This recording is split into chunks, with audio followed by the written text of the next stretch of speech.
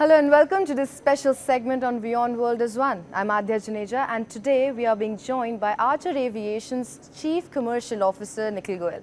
Hi Nikhil, welcome to the broadcast. Hi there, good to be here. Thank you for having me. So firstly I would like to congratulate Archer for securing FAA certificate to begin its commercial operations. So tell me Nikhil, what will be Archer's next milestone after the certification? Yeah, so for ever since we founded Archer, we've been working on two things. One is the commercial certification for the airline that allows us to operate safely in cities all over the country. And then two is the certification of our aircraft, Midnight. So we're at the final stages of the aircraft certification. And just earlier this week, we announced that we got the certification for the airline. So our next step is to receive the FAA certification for our aircraft Midnight. And of course, we've been working with Rahul Bhatia and the Interglobe team in India to do the same. All right, so what is your outlook for global aviation and green energy? Well, I think there's a push all over the world to decarbonize aviation. There's such an opportunity that hasn't existed until just a few years ago when scientists in NASA were able to prove that batteries can actually power airplanes. And so that is the core mission of Archer, which is really to make cities smarter, better, more efficient places to live. And we see a particularly big opportunity in India. How do Archer's air taxis challenge the traditional transportation modes and what implications does this have on the future of transportation? Well, until now, there was predominantly only one way to get around cities, which is on the ground. And most of that is done by car. So for example, if you land at Delhi International Airport and you need to get to the center of town, say Connaught Place, that trip, as we all know, can take 2 hours or more. Now, perhaps if you're very, very wealthy or if it's an emergency, you could possibly do that by helicopter. That helicopter is going to be very loud. It's going to be very expensive. It's going to be very unsafe. So what Archer is building is a flying taxi. And it's all electric. And so you can do that same trip that you could do in a helicopter, meaning you could travel there in under 10 minutes, but it's extremely quiet, it's extremely safe, and it'll be affordable for at the same price as an Uber. Okay, how will air taxis contribute to reducing noise pollution and traffic congestions in urban areas? Well, so helicopters, as I mentioned, are very, very loud. These aircraft, they're called EVTOLs, all electric vertical takeoff and landing air taxis. These vehicles were invented by NASA. And they were invented by NASA to be extremely quiet. So over 100 times quieter than a helicopter. And so you can have many, many, many of these land at a heliport or vertiport in the city, and they will be nearly inaudible to those around you. So from a noise pollution perspective, we're going to be very responsible. All right. Can widespread adoption of air taxis bridge the gap between economic classes? Meaning, will it be economical across class spectrums? It will be. Now, it's not going to be as affordable as, say, the bus or the metro, but our goal is to be as affordable as a taxi. And so our pricing will be very, very similar to that of a taxi or an Uber. And the goal there would be to allow, most people to be able to afford a ride in one of our air taxis at least every once in a while. How do you envision air taxis integrating with existing urban infrastructure, including vertiports and air traffic management systems?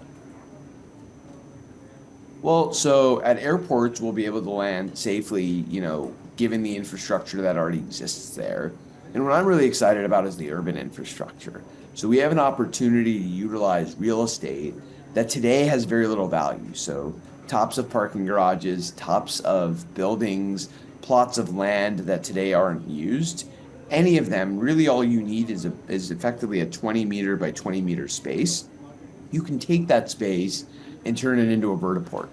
And that can instantly turn into a place to land. So if you have a hotel or stadium or another sort of point of interest, and if you just have that 20 meter by 20 meter plot, even on the rooftop, you can turn that into a takeoff and landing area for a Archer Interglobe flight. How do you see competition shaping the future of the urban air mobility market? Well, our real competition is cars. More and more cars are entering the city every day, especially if you look at the big cities like Delhi, Mumbai, and Bangalore. And so our goal is to play a small part in reducing the number of cars in our cities. All right. Beyond urban air taxis, let's say, what other applications do you see for Archer? Well, there are a number of really interesting opportunities to move things by air.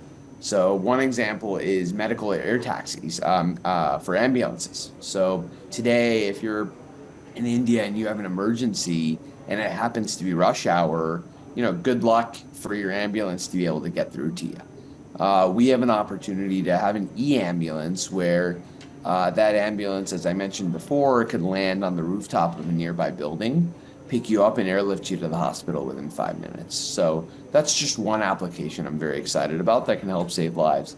We're also working with militaries around the world to have a safe, quiet, affordable way to move troops by air. And then you can also move things like critical cargo. So there's a number of applications that we're very, very excited about. All right. What is Archer's vision for urban air mobility in India? Well, you look at India's biggest cities, Delhi, Mumbai, Bangalore, Hyderabad, Chennai.